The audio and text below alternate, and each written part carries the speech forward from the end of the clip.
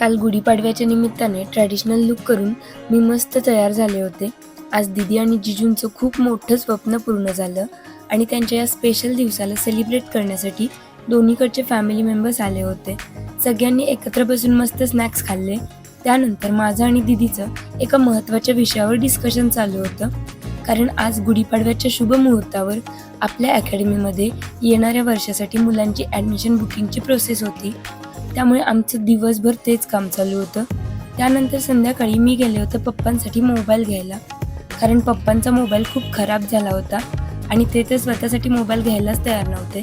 त्यामुळे मी खूप दिवसापासून ठरवलेलं, पण ते शुभ मुहूर्तावर खरेदी करू म्हटलं.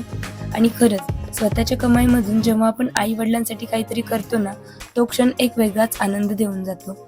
आणि मला एवढंच नाही तर माझ्या पप्पांची अशी बरीच स्वप्न पूर्ण करायची आहेत आणि ती मी हळूहळू का होईना पण करणार. ही तर फक्त सुरू